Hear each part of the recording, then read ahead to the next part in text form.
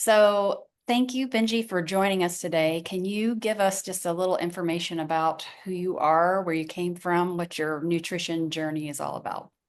Yeah, thanks, Heather. Happy to be here. Thanks for having me. My name is Benji Rasky. I'm from Chicago, Illinois. Born and raised in the suburbs, Buffalo Grove. I'm a certified nutrition specialist and licensed dietitian nutritionist. In Illinois, they make me say both certified and licensed. What that means is I have worked on personalized nutrition for my entire career. I've been a clinical nutritionist for 7 years and have been working in the personalized nutrition and functional medicine space for that entire time. So that's the approach I bring to every client. And the way that I got there was like most of us through my own health journey, growing up with lots of allergies and sensitivities and gut issues that were undefined and couldn't get a lot of help through the normal means, and those kind of spiraled into anxiety and everything else that came through the door that we hear about with mast cell activation and Lyme and mold and all whatever's in. So I figured I had to go investigate myself. I was not getting the answers that I was looking for and started with nutrition. And that really was what made the biggest change for me, the biggest impact in my own life. So went back to grad school after working in social services for a while. My undergraduate was in psychology. I wanted to work in social work and did a kind of pivot here. And luckily now I get to use all of those skills because as when in kind of one-on-one practice, we have to be able to meet people where they're at and take the journey with them. And that's really what I pride myself on. There's a lot of noise in these fields. There's a lot of information out there. There's a never ending list of protocols that we can be trying. And so what I help people try to do is take inventory of their resources. That's the sort of health coaching piece is what strengths do we have? What are our resources that we have available to put towards these goals and make a realistic approach that fits their individual needs, their biology, and hit the ground running with a plan and just make sure it's realistic. That's great. Thank you for that. I know you see a lot of clients across the spectrum of with age, keeping age in mind, but with your menopausal or even perimenopausal patients, how do you look at their picture a little bit differently? Because we know as women are aging and they're starting to have that hormone decline, that we're often seeing insulin resistance popping up. And Mhm. that usually brings people to probably your office and my office because they have this little extra tire around their belly that they never had before. And then all of a sudden, what used to work last year or 5 years ago no longer does. So when someone comes to you in that particular situation, what are you looking at and how do you approach that lady differently? Yeah, that's a great question. And yeah, I came up in primary care, so I was very lucky to be able to work with all types of people. And before the pandemic, that was probably 99% women. And that has changed with telehealth and wider access and availability. But yeah, that really has been with the interesting kind of caveat that I will never go through perimenopause. I have worked with a lot of people who have and are.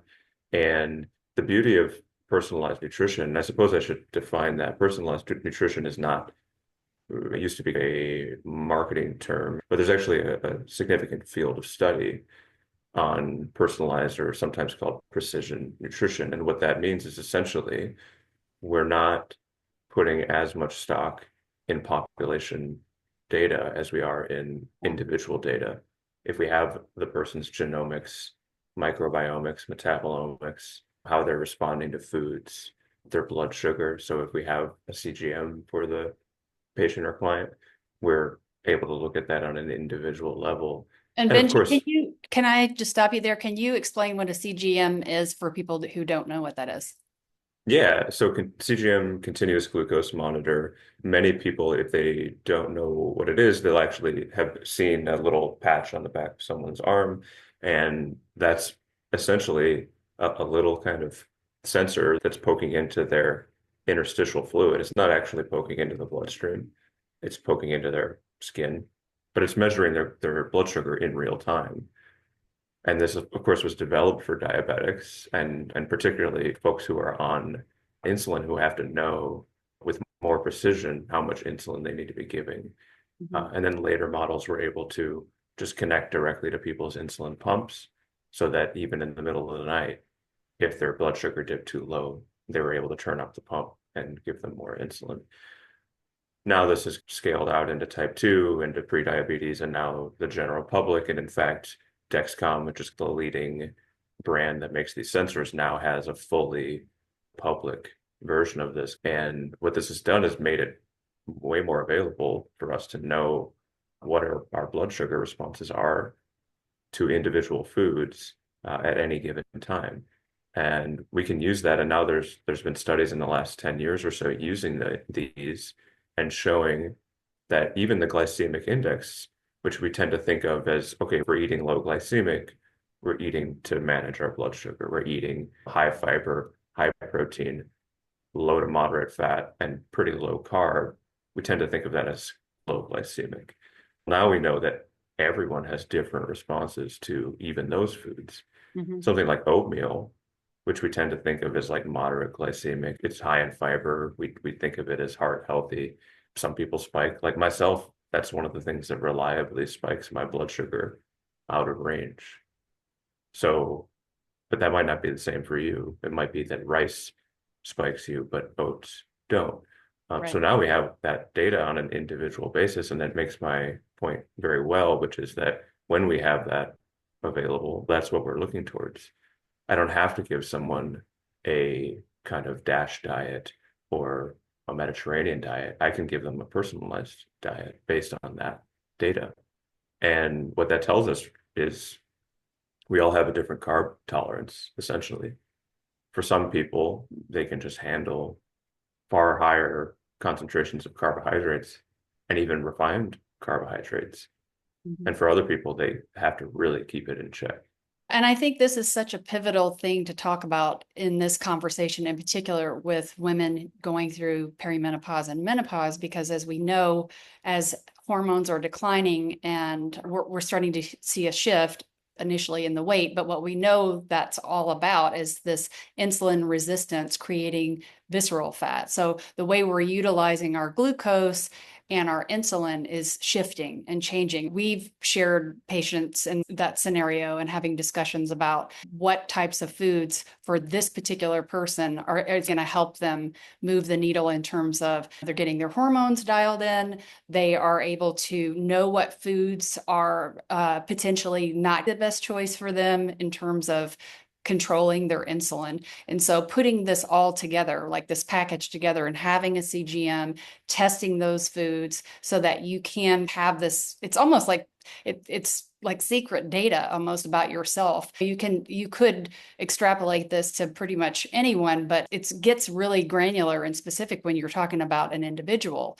And so having this kind of tool has been one of the best things I have seen in my practice for being able to have that data in real time. And it's not me telling that person, don't eat white rice or that's not so good for you. It's they see it right there on the app in black and white, or they're having a discussion, let's say, with you because they're going over their data. And it's like, you can't deny what this is calculating. So it is really an amazing tool and it tells us a lot and it helps us get that person even further. Do you agree with that?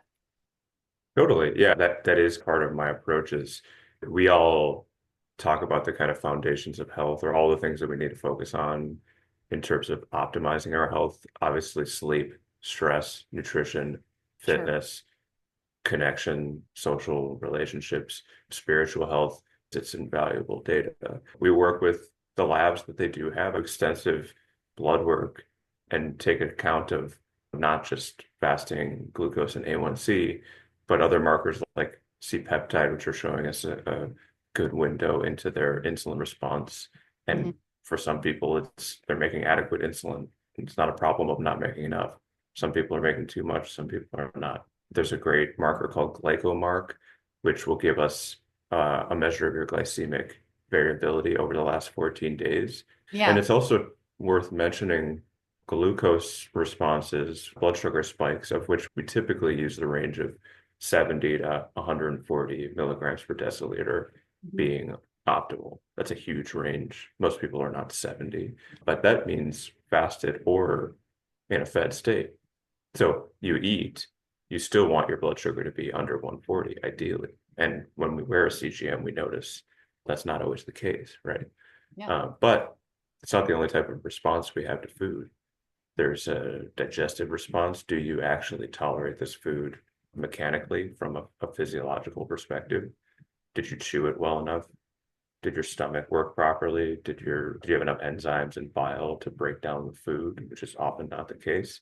We have immunologic responses to food, so we know food allergies are a piece of the picture, and we know that food sensitivities are a piece of the picture. And there are ways to assess those, yes, with labs, but also with a kind of good old-fashioned elimination and reintroduction So, diet, yeah. which you mentioned the reduction in estrogen affecting our insulin handling, glucose handling, but it's also affecting our inflammatory state. Yeah. Estrogen is nature's anti-inflammatory, one of nature's anti-inflammatories, and when that starts to diminish, in which thankfully we have replacement, we are affecting transcription factors like signals to the gene to create more inflammation. And so what do we do about that? Of course, we have great medications and supplements for it, but that actually increases our responsibility to find are you getting excessive inflammation from your food Mhm. that we can eliminate non-purposeful inflammation from everyday food. It could be that oatmeal again is fully tolerated immunologically from one person, not from another. And we know that if it's not tolerated, it's increasing inflammation in the gut and thus very likely systemically. When you're assessing someone for food allergies in that scenario, do you like to do food testing specific to that? Or is it more just like a wait and see thing? Are they having a reaction? What are the ways that you assess a food allergy? Yeah, ideally we have. So food allergy is quite a bit more accessible. So if you've, ever been to an allergist, most people have had like the prick test or a blood test. We have food sensitivity testing, but again, ideally we have them. But if not, we do the elimination diets, the kind of paleo or AIP or very basic diet, and then we build up from there. So we reintroduce essentially one food per week. We first take you down to baseline, and we're using symptoms to guide this questionnaires and just discussion to see, okay, by removing these foods, did we actually see an improvement in your symptoms?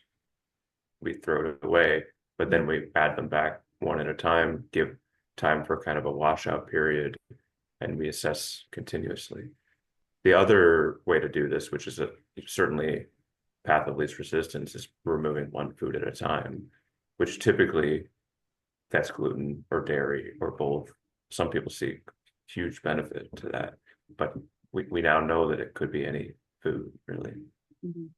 And when you're looking at reactions, the more obvious ones would be a stomach ache or a headache or weight gain or what have you. But what are some other symptoms that you see that maybe people don't always connect the dots that it could be something they're eating that's contributing to some sort of reaction, an Yeah, unknown thing? totally. Food allergies are pretty clear. It's anaphylaxis, throat closing, severe itching, hives. Yeah, you tend to know. Sensitivities, you said it perfectly. They run the gamut generally, and this is a bit of a simplification.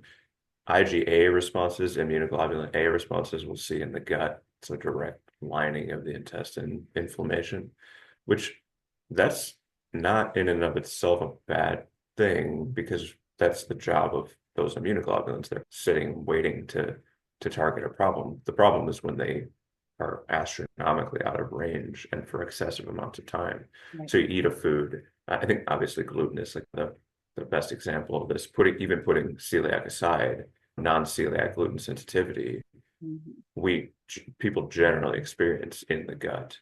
Mhm. Now, Ig responses, immunoglobulin G, those can go system wide, and you can experience those in your joints, like you mentioned, headache, skin, and again with gluten, we see that quite a bit. So that's why ideally we have, kind of comprehensive panel that tests for IG food allergy that has not been picked up on yet, but that's that's the gold standard in my opinion. But the elimination diet would pick up on both if we're paying close enough attention. I don't think a lot of people would ever even think for a second, like, oh, my joints are sore today. Potentially, it's that pasta I had last night. More and more information is out there finally. So I think people are becoming more aware of it, but it is something to really think about. So what you're doing is really providing this great service, like walking someone through that and then actually being able to look back. And it's not like, oh, I just had a stomach ache from that, or I feel bloated after that. It could be a headache that you have 2 days later. And Mhm. that's why I think this work is so important and so fascinating, because those symptoms are not just 1 2 hour headache. This is potentially damaging the gut, that Mhm. leaky gut syndrome. It's inflaming the gut. And that's really Mhm. an important piece, especially as estrogen is declining. We're already talking about how that's affecting the immune system.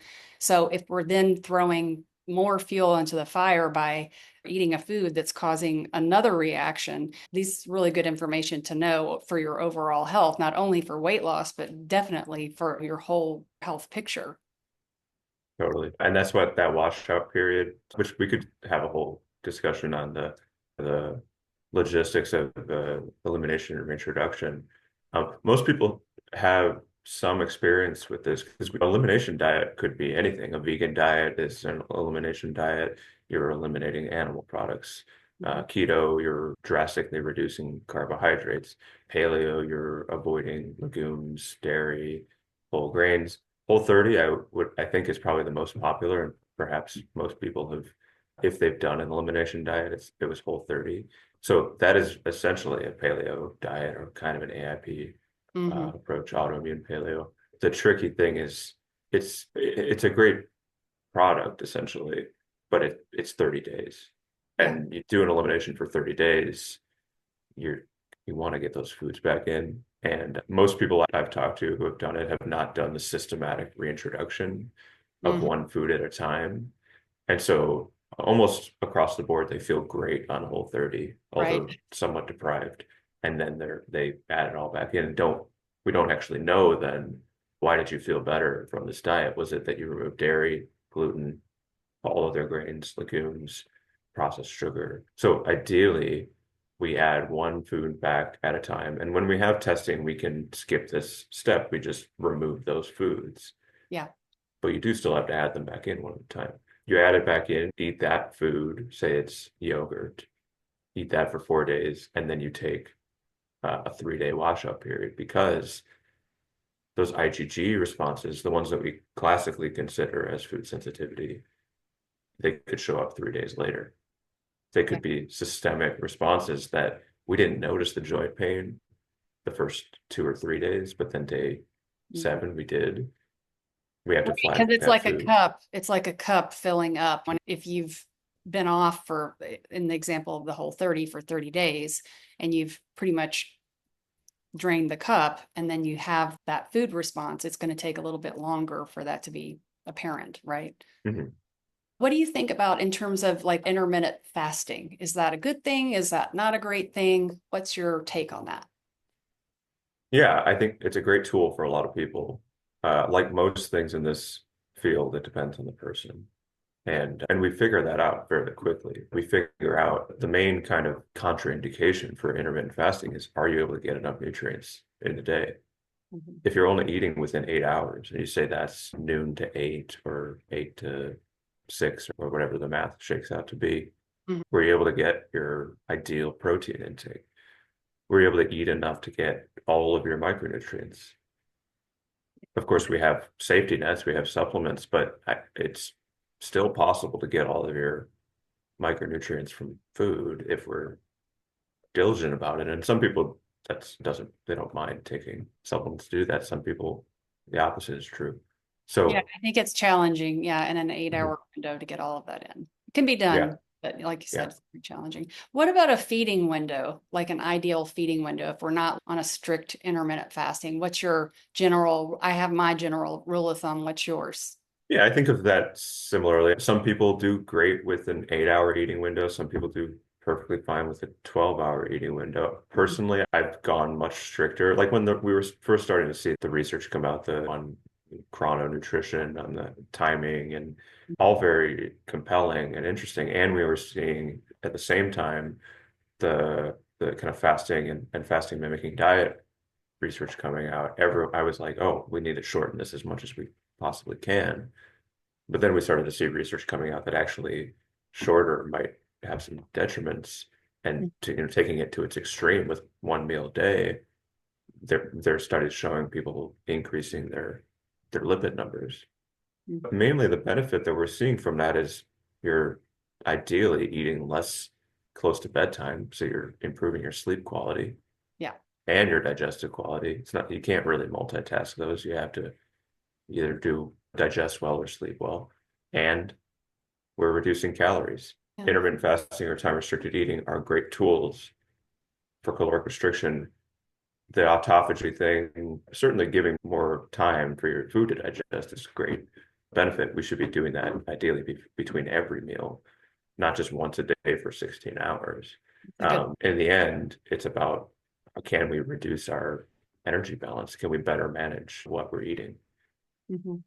Yeah, I always like the rule of thumb, at least 2 to 3 hours before your head is hitting the pillow. Three Mm. would be better, but finishing no later than 8 and then not eating again till 8 a.m. if that's feasible. I realize like if you have to leave your house at 7 a.m. because you have to be at work at a particular time, maybe you make sure that you finish dinner by 7. So at least 12 hours, maybe 14, again, just depending on one's schedule. But Yeah, that's to be doable and reasonable, and it doesn't feel like you're stretching yourself so sure. far. And I do think there's times like you might want to cycle something like a longer intermittent fast on the weekend if you have that available to you. Like maybe you do one day where it's a 16-hour fast, and Yeah. that might be something to consider. But making it easier for the person that it's effective, but yet it's, practical at the same time. I think that's really important in anyone's life at this point.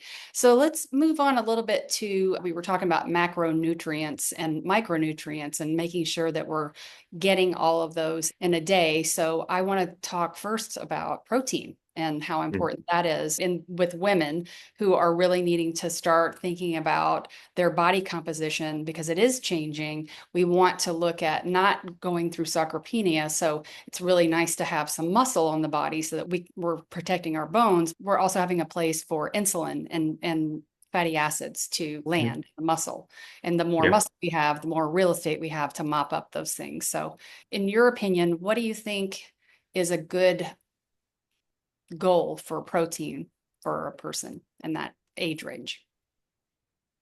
Yeah, this is where the common discussion, like the common calculations, the gram per kilogram of body weight or gram per kilogram of lean body mass, or you see 1 gram per pound. Most of us probably need like 100 grams a day, Mhm. give or take. Obviously, some people just don't have the same caloric requirements. If someone is 5'3" and super lean, they probably, I mean, even getting 100 grams of protein a day might be difficult. Yeah. So maybe it's 90 for that person or 85. Mhm. I had to be convinced that there's actually not really an upper limit for protein, as long as you can digest it Mhm. and within the context of total energy balance. So calories in, calories out, although obviously it's always more complicated than that. That's a very simple approach.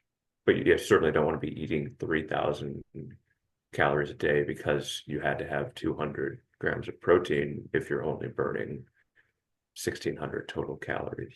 Mhm. But within the context of energy balance and also making sure you're getting the rest of your nutrients, particularly getting enough magnesium, potassium, like getting enough plant foods in to offset the fact that protein is highly acidic. It's high in nitrogen and unchecked, creating acidity in the body, which we want to mitigate with plants. Mhm. So there's a very long way of saying basically eat as much protein as you can within your digestive tolerance and within your sort of calorie budget for the day. Yeah, and I find that the more protein that we have at each meal, there's a fullness that comes with that. And especially like you're saying, if you've got to make sure that you get your micronutrients in and your fiber. I always like the thought of the plate about a third of it or more is the protein, and then the rest is filled in with fruits and vegetables. I like that. Maybe that's two different vegetables or what have you. It's very filling, it's very nourishing. And it's not like where you're longing for something else, where I think if you're having rice and pasta and potatoes and things like that, you're chasing hunger after an hour.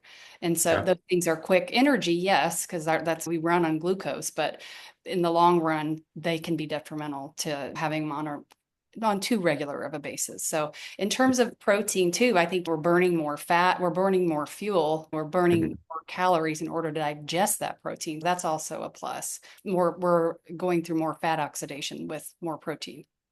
Yep.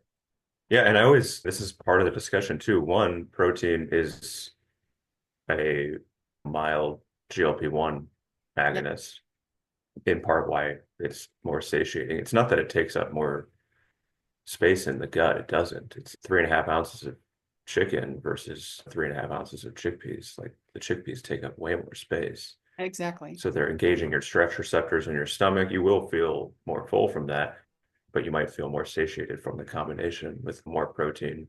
And then we'll of course talk about fiber as well. For most of us, within the context of normal caloric intake, protein's not stored as fat. Mhm. So it's on Weight Watchers, which I've never done, but I'm starting to see their recommendations. Like I don't disagree with their point system. Proteins are like lean chicken breast is 0 points. Yeah. It's not, you're not storing it as fat. You're also, preferably, your body's not burning protein for fuel. It's burning fats and carbs.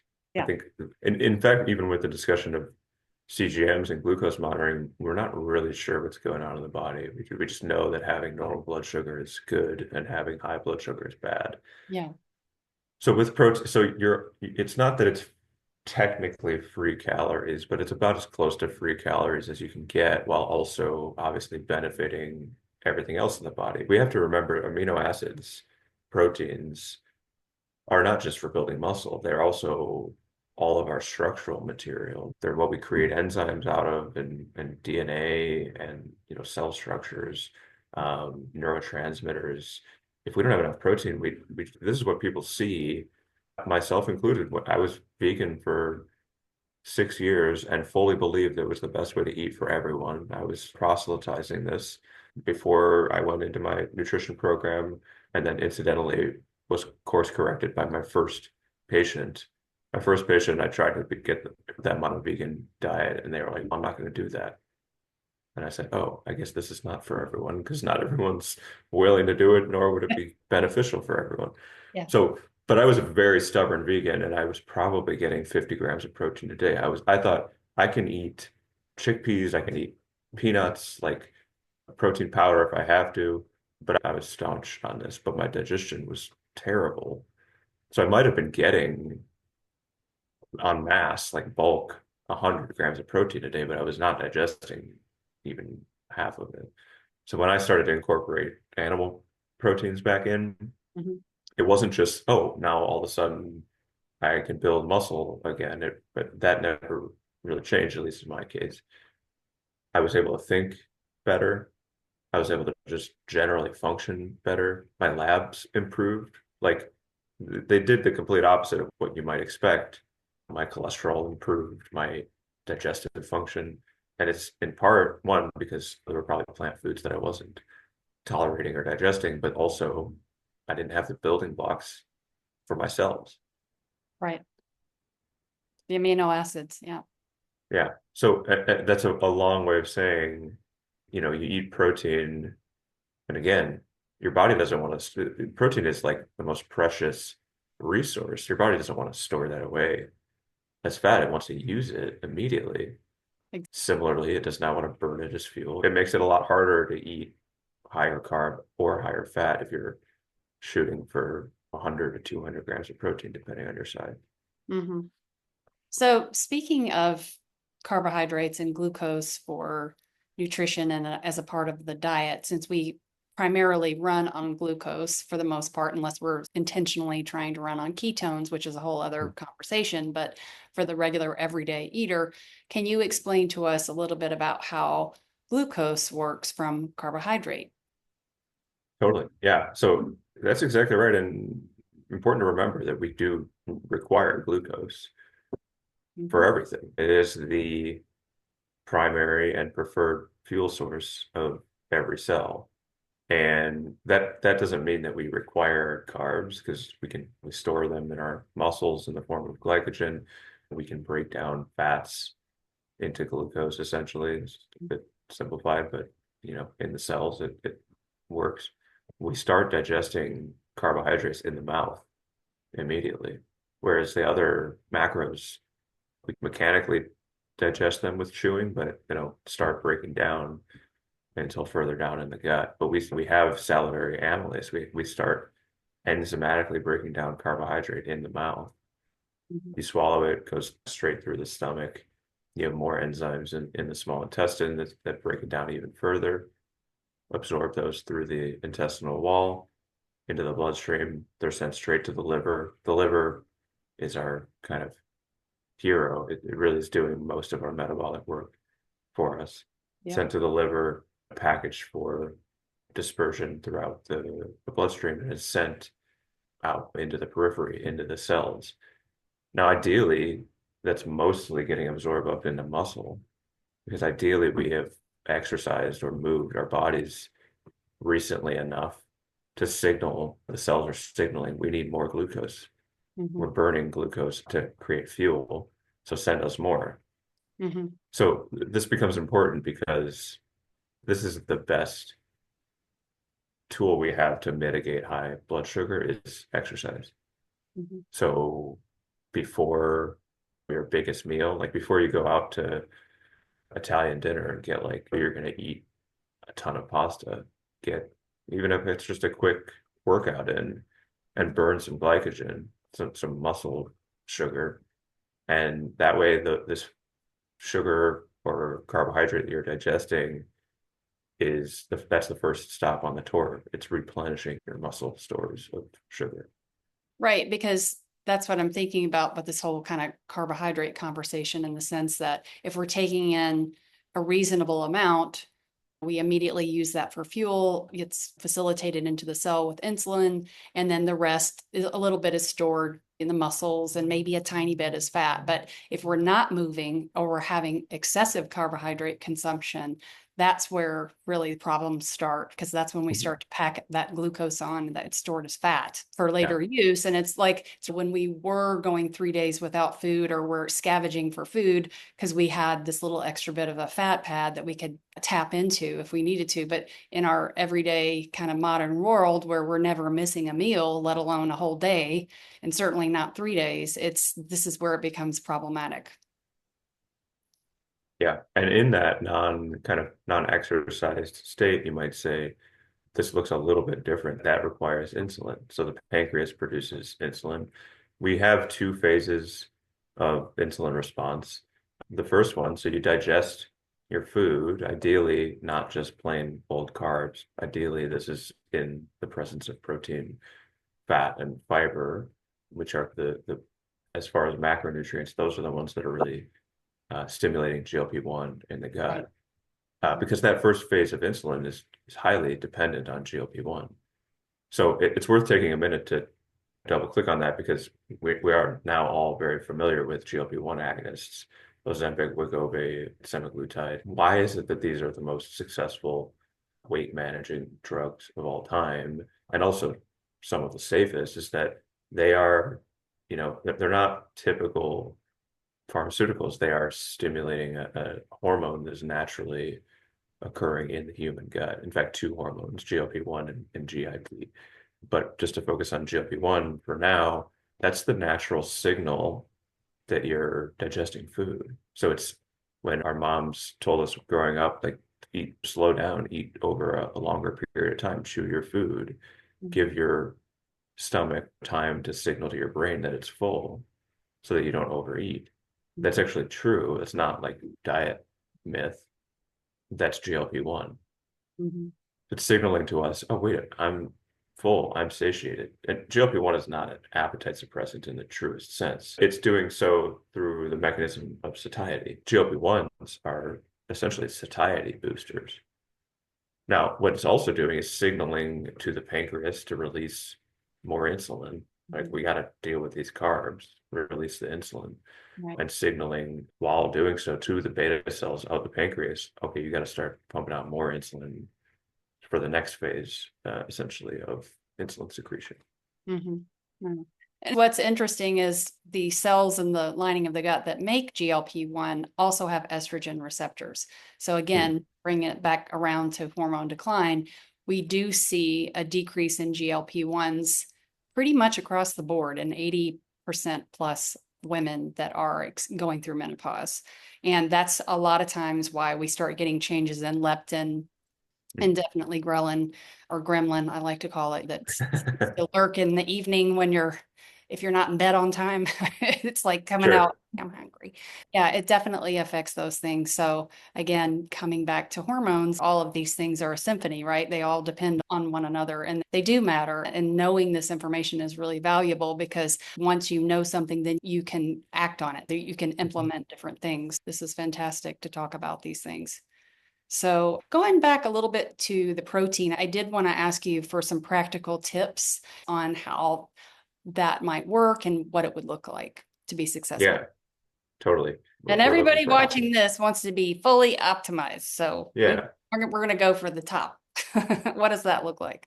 Yeah. So 100 grams does sound tough. And when I work with people, when I first week, I have them, if they're willing, and some people, this is not an option, but track diligently their food as a baseline. Don't change anything. It's one of the most frustrating conversations I have with people because I don't give them any recommendations. I say, I want to just know what's true for you right now, but I'm not going to tell you how much protein to get or how Mhm. much fiber or carbs or whatever we're looking at. So just show me what's real. And generally, it's lower than 100 grams. And then once they start thinking about it, that's a pretty valuable learning experience. Like rather than me just telling you, okay, here's how you're going to do it.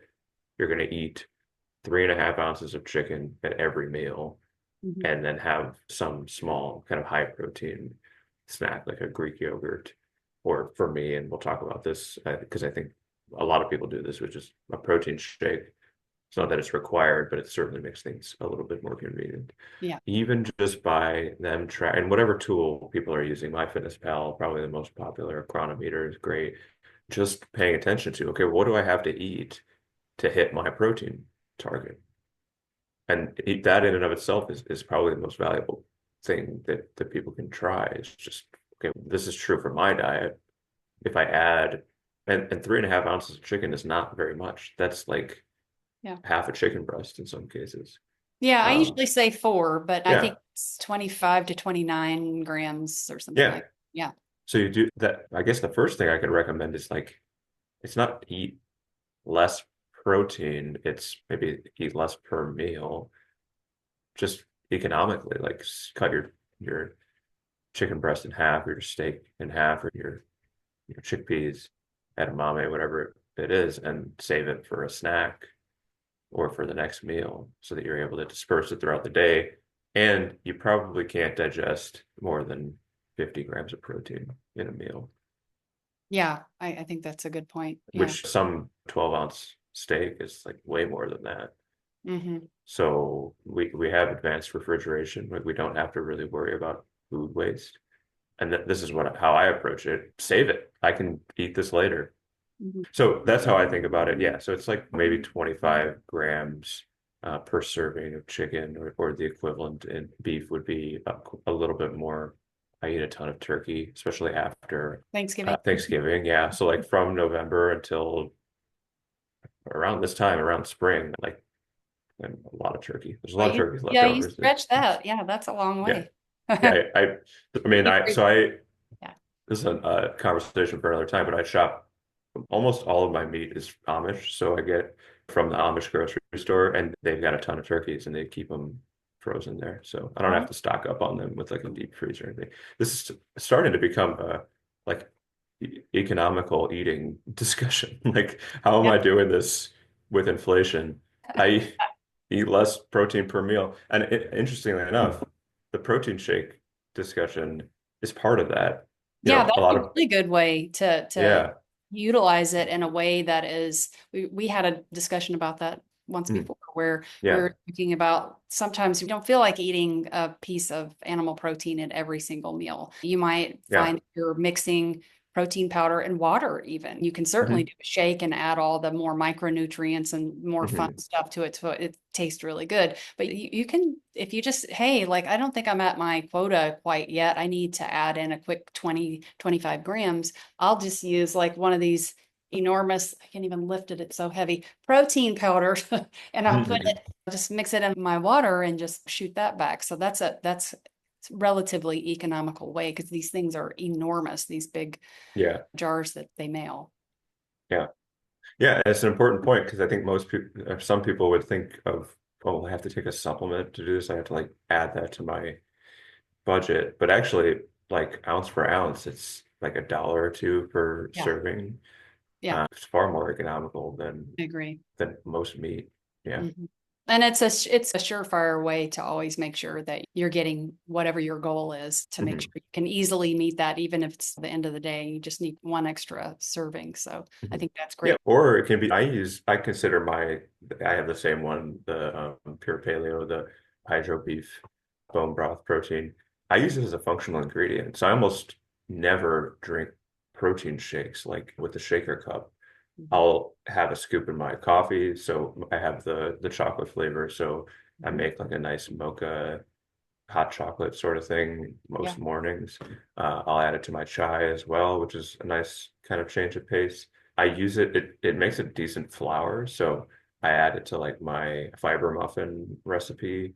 And then actually, if people are sensitive to eggs, it makes a decent egg replacement because it's sticky. Same with gluten, it'll hold your kind of fiber muffins together. So it's like ground nuts and seeds and protein powder. It's Hmm. pretty easy. Nothing fancy, but they work pretty well. I have a homemade nut and seed granola that I do for breakfast or snacks sometimes. So I'll add half a cup of Hmm. pumpkin seeds, chia seeds, hemp, slivered almonds. I have a template for that too. So people can, if almonds don't work for you, then use cashews. And if cashews don't work for you, seeds are decently well tolerated. Cashew butter, almond butter, and a scoop of Yeah. protein powder, and just mix it all together. And that's like a kind of homemade, grain-free, high protein, high fiber granola. Very filling because the Mhm. nuts are fat, but again, good Yep. fat and Mhm. not an enormous amount, but you're getting your protein, you're getting your fiber, you're getting your fat in a Mhm. meal like that, which is so valuable. And I didn't realize until the last couple of years when I was more intentional about adding seeds to different things. It's really not that, I think it's a third of a cup is about 9 grams of protein for pumpkin seeds, and they're delicious. You can Yep. get sprouted or raw. They're really easy to eat. They're delicious. And of course, they have a lot of micronutrients as well. That's a really good tip. The best food source of magnesium.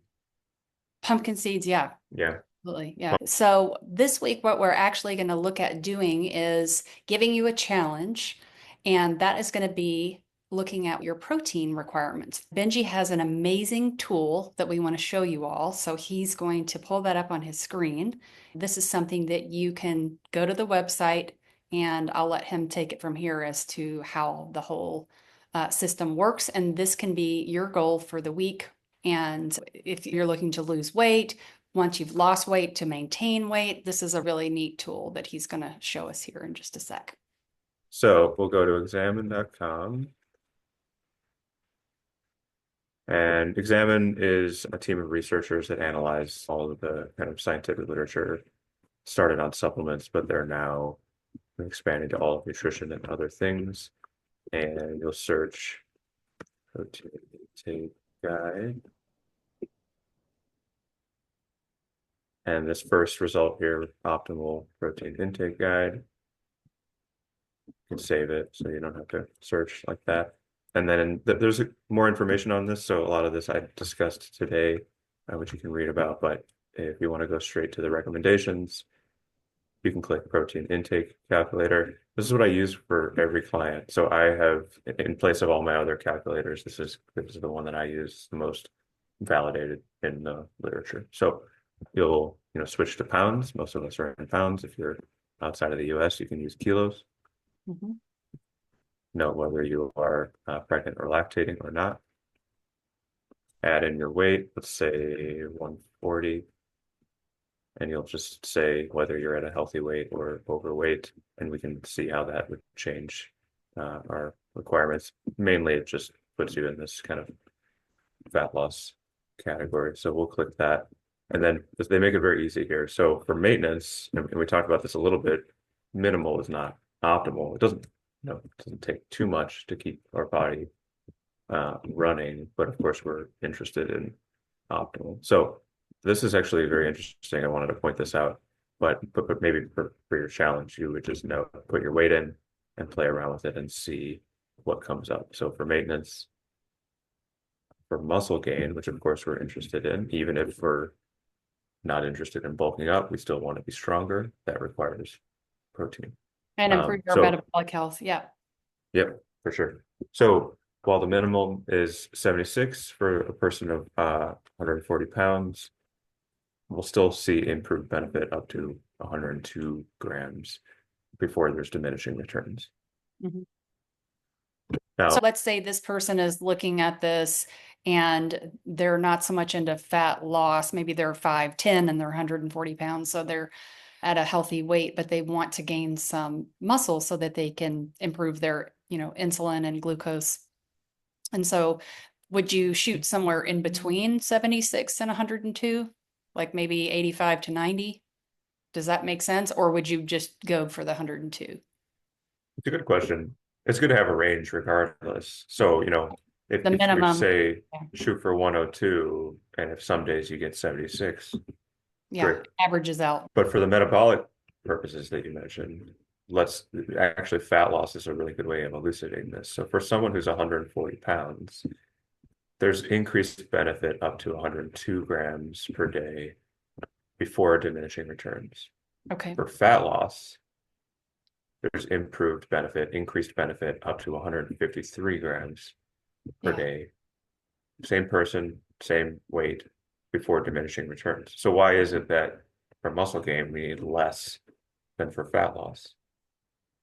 That's curious. Yeah. Muscle, we tend to think of as we need protein to build muscle. Why is it that it's useful for us for fat loss? It's what we discussed. It's that this is essentially crowding out more adipogenic, or I suppose fattening calories from carbs and from fat.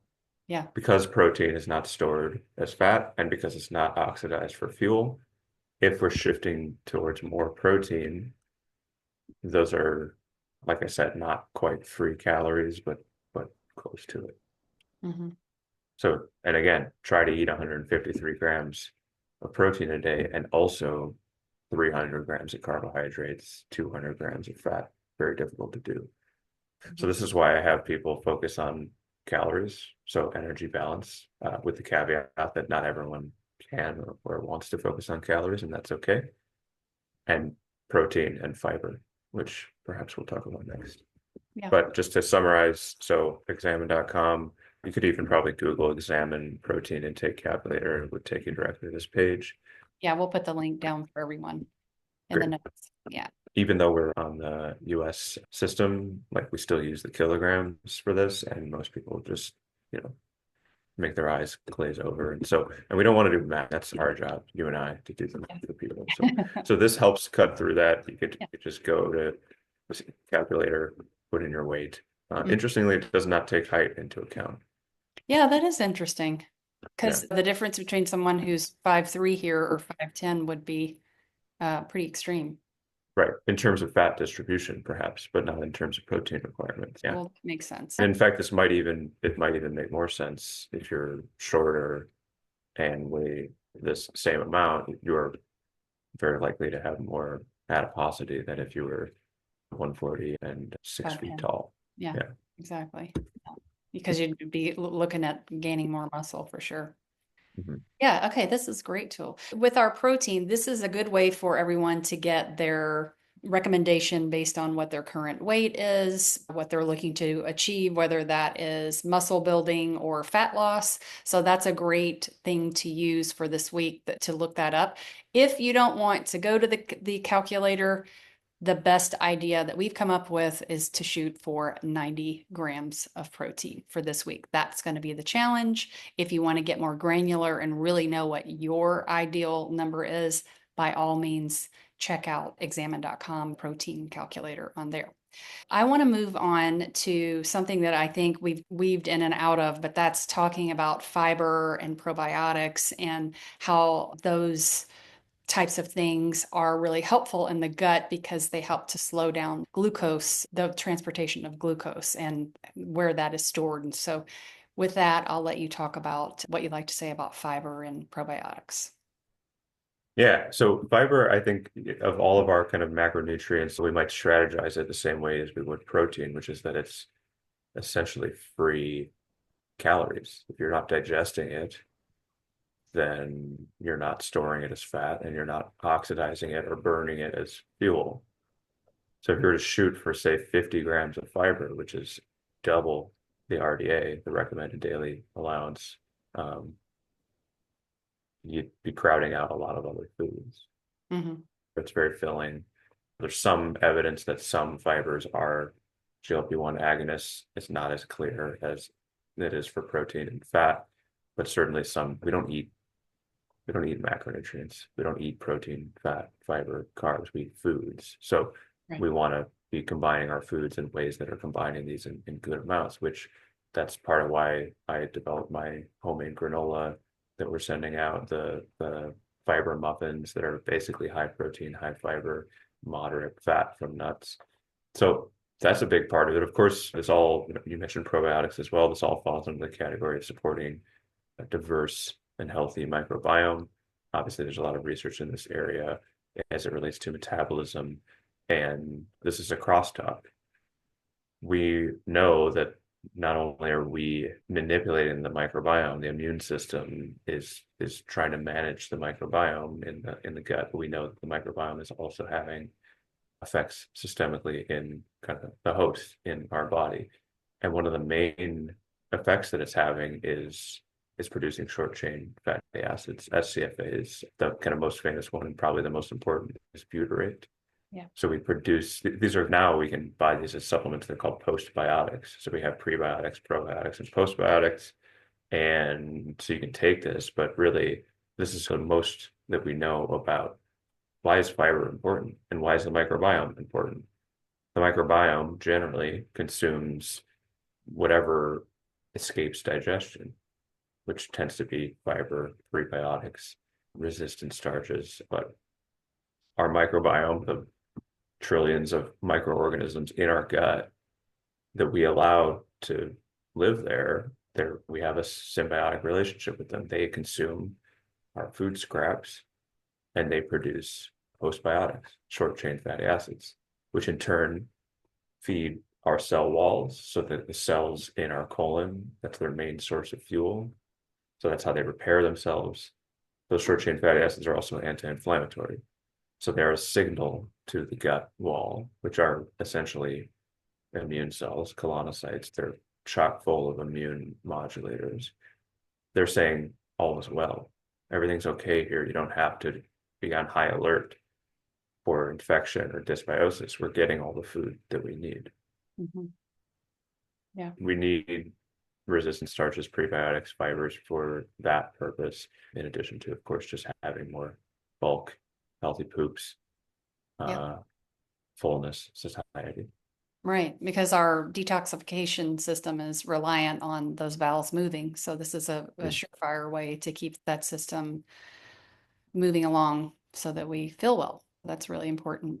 So, can you talk a little bit about polyphenols and phytoestrogens and that type of thing for supplementing the microbiome and helping out with feeding those healthy gut bacteria? Yeah, this is an area that food is a great, obviously it's great that we have supplements, but like polyphenols they're not superfoods. They're the colors in our regular old foods. So like the red apple skins, Pomegranates probably are the best source.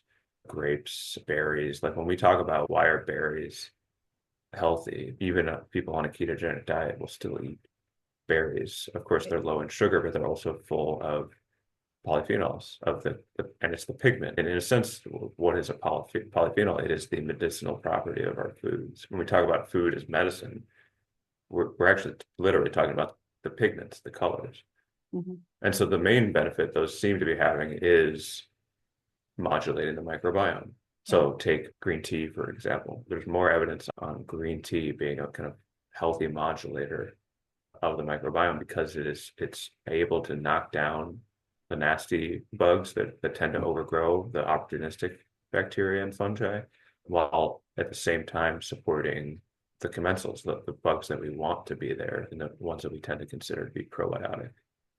Same Yes. is true for pomegranate. And this is important because in the kind of functional medicine space, we obviously see a lot of SIBO and dysbiosis, and generally the first inclination is Candibactin, AR, BR, like high dose berberine, oregano, thyme, sage essential oils, whatever the kind of protocol is. Those aren't the most selective antimicrobials, but green tea and pomegranate and garlic, but those are much more specific in targeting those nasty opportunistics. And in the same stroke, feeding our commensals, our good bacteria. Almost like modulators, more so. Yeah, because Yeah, they're multi-purpose. That's yeah. great. Now, what are some good ways other than just like taking a mineral supplement to make sure that you're getting all of the correct minerals and maybe even electrolytes on a daily basis? Yeah, that's an interesting question. I personally use electrolyte salts just for convenience. But the main way we want to eat as nutrient dense as possible. Like we talked about with the pumpkin seeds, like, yeah, you're getting more calories, but you're also getting a ton of magnesium and other minerals, Mhm. including potassium, which we need for proper fluid balance. The other piece, I guess, that people might not be as privy to is herbs.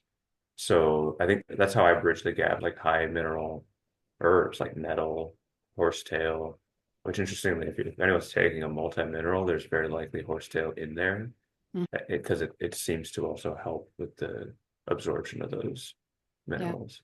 Tulsi, I mean, any like really deep green herb is going to be, and you can taste it. They taste Mhm. salty. So nettle's a great one. Obviously, you want to That's get my it favorite. I love well them. sourced. Yeah, Yeah. plants do it better. They know how to get past the gut and into the cells. I agree. I use a product called Beam Minerals, and it's humic and fulvic.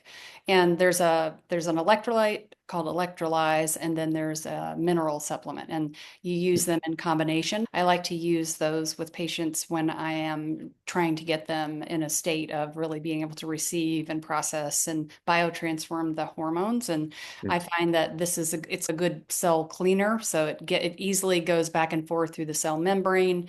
It can facilitate take other things with it in its backpack, so to speak. So it's able to feed the cell what it needs, and then it picks up reactive oxygen species out of the Mhm. cell, gets the trash out, and then use the other product to go in and pick up those larger molecules in the serum. So using those two things in combination seem to work. But I'm an herbalist too, so I think dried herbs in a pot of tea is really nice. If you're not up on your minerals and you do have a few cups of tea like this, and it could even be one cup, you can feel the difference in like 30 minutes. It's like somebody pulled the drapes. An astonishing thing. And I think plants make the most obvious sense if they're Mhm. available to you and you feel like you can do that. A lot of times, again, on the go, it's easier to have a supplement. Yeah. I want to talk to you a little bit. I know you're really big on mindful eating. And so, can you tell us what that is and what your tips are for that? Yeah, totally. Thank you for asking. So much falls under this category. This is the one thing that I can universally recommend to anyone, which is just paying more attention. It's essentially adding the practice of mindfulness, which we know to be practicing our awareness, training our awareness towards what's real right now, what is truly happening, sights, sounds, sensations, emotions rising and passing in the mind and the body, ideally without judgment, with curiosity. So, can we tune that towards our eating and our food. Some people, this is all we work on because a lot of us have a really difficult relationship with food. Yeah. And it's not only a source of stress in the sake of like body composition, like needing to eat less, but so many of us have food allergies or sensitivities, and our food quite literally is a source of fear. And so that then begs the question of we've done all of this work to optimize our diet, our supplement routine, our fitness, our sleep. What are we bringing to the table when we sit down to eat or when we cook? Is it a state of heightened anxiety and stress, or is it a state of rest and digest, essentially? Mhm. And so this for me, and so the kind of typical mindful eating practices that people are given is put down your fork in between each bite and just Mhm. chew. And that can be really arduous at the beginning. It's a great practice because it teaches us that our mind is doing 20 different things while we're trying to eat, including like filling the next bite. And that even this, we all love to eat for the most part, I think, but we do tend to rush through it, which begs the question, why this thing that we've been looking forward to and enjoy generally, are we treating it like a chore? And more importantly, what's that doing to our digestion and metabolism? So rest and digest is called that because you can't really digest your food if you're up and walking around or you're responding to emails or you're watching the news. If you're in fight and flight, you can't be in rest and digest. Fight or flight being the sympathetic arm of our automatic nervous system, and rest and digest being the parasympathetic arm. So that's the one we typically associate with the vagus nerve, although kind of both of these are uh, governed by the vagus, but the vagus nerve being the 11th cranial nerve leaves the head. All the rest of them are in the head, neck, and face, and they're moving our eyes around, functioning our nose and mouth and tongue. They're all geared towards survival. So is the vagus nerve, so is the 11th cranial nerve. It wanders down, and everything that's happening automatically in the body that we don't have to pay conscious attention to, it's it's doing that for us. So that's your heart rate, your lungs, but importantly for our conversation, your stomach, your liver, your small intestine, your gallbladder, your pancreas, your gut is functioning because of your vagus nerve, and particularly when it's in its parasympathetic state. Mhm. So what this means for us practically is if we do nothing to change our food, which of course everyone is working on, but we just take a minute to shift from fight or flight to rest and digest. And you can, the rest of your day can be madness. You can be truly running from one meeting to another, or taking care of your kids, or whatever else is going on. And there are a lot of things going on. But if we just, for a minute, even take a moment to down regulate, and even as an extra credit, remind ourselves that food can be an act of self-care and self-love. It does not have to be such a production. It doesn't have to be so filled with stress. Easier said than done. Like it's an aspirational goal, but just taking a moment, even one sigh or one, we say deep breath, really, we should say deep out breath because the out breath is associated with the parasympathetic vagal tone. And there are other practices for this as well. I personally use a TENS unit, and there's actually a lot of research on this where you can stimulate the vagus nerve through the ear with this very low electrical impulse and stimulate your digestion. This is also stimulated by bitter herbs. We have bitter receptors in our mouth and all the way through our gut. And this is why we use digestive bitters. Don't have to take it as a tincture. You can eat arugula, kale, dandelion, anything bitter with each meal is in and of itself stimulating this rest and digest mode. And for our purposes, metabolically, why is this important? It's been proven that eating slower over a long period of time, which tends to happen when we pay more attention to our food, makes us eat less, makes us digest our food better, Mhm. in part through GLP-1, interestingly enough. There's not this, the evidence on this is a little bit more flimsy, but chewing longer in some studies has been found to increase GLP-1 in the gut. Yeah. And maybe you rush through every single meal. If you just start with one meal a day, maybe where you have a little bit more time, that might be your dinner meal, for example. This is something that is definitely achievable, especially if you're with your family and all of that, and not worrying about what's coming next or what a lot of us are still working even after dinner. That sometimes is Hmm. a fact of life, right? Hmm. But if you can just take what Benji's saying, that little bit of time, the gratitude, the awareness, the peacefulness while you're eating, this is going to be a huge ROI.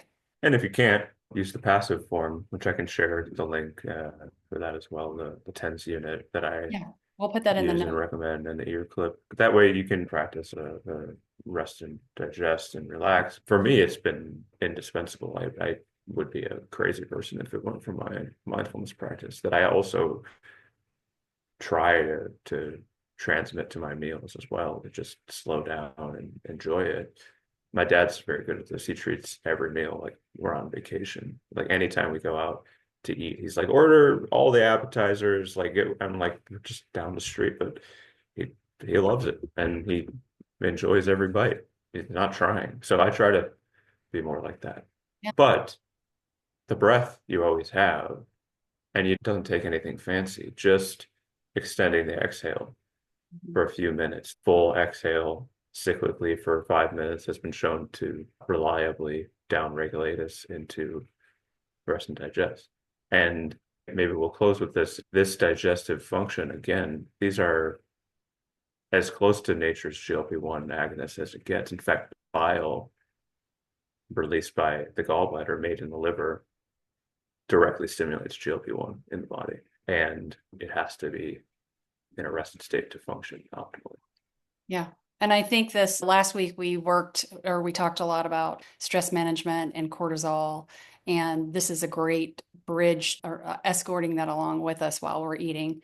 It's simple, but again, it's a big part of this comprehensive look at all the things that are really required for complete and optimized health. It's not just about checking the boxes and the 30 grams of this or 90 grams of that or what have you. Those things are important, they're valuable. But this last piece, when I'm curating a protocol for someone, I always emphasize that stress piece because all the other things can be checked. The type A people can get through all that. But if they're just running through it without any awareness, with that chest breathing, and there's no relaxation, no rest and digest, no parasympathetic, it's really complicated to complete the whole picture and get those results that we're looking for. Plus, geez, doing all this makes you feel better. Like even just taking a breath, we worked on this last week, just taking a slow, deep breath is really powerful because sometimes we can't sit.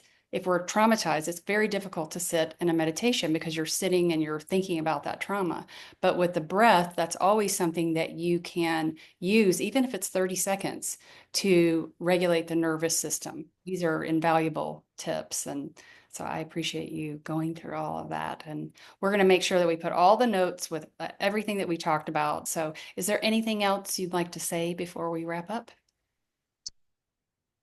I'm very glad to hear you focused on stress before nutrition because I think Mhm. that is the number one factor in our nutrition. I would say if there's one takeaway, I like what you said about one meal, not dinner is the easiest for us to try to rest and digest. Treat your dinner like my dad does on vacation or anywhere we go and treat it like a celebration. It's an aspirational practice, but food is our birthright. Like up until 100 years ago, maybe it was the most exciting thing any of us ever did.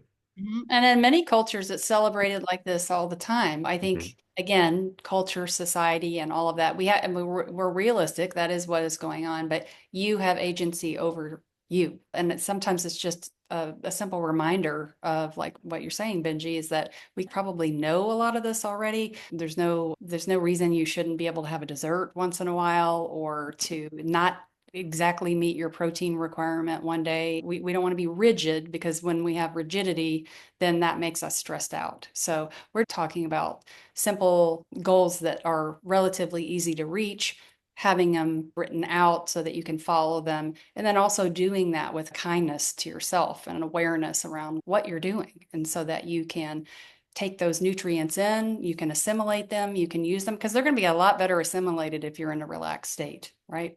Yeah. Yeah, yeah, and less immunogenic. You don't develop sensitivities to protein, fat, fiber, magnesium, micronutrients, etc. Exactly. Develop sensitivities to undigested food. Yes. With that, we'll wrap it up. And I thank you so much for all of your time today and your wisdom and years of experience, personal and with your clients. And I know everyone got so much out of this. And if you can just let us know, how can everyone reach you? If they're working with me, they can work with you. But if they want to reach out to you directly, how would they do that? Yeah, so my website, benjirasky.com, has all my booking and everything on it. My email there is info@benjirasky.com. If people want to, through NutriSense, that will take you to insurance verification and booking directly with me. That's awesome. Thank you so much, Heather. It was great to chat with you and hope we can do this again soon. Absolutely. Thank you too. Have a good one.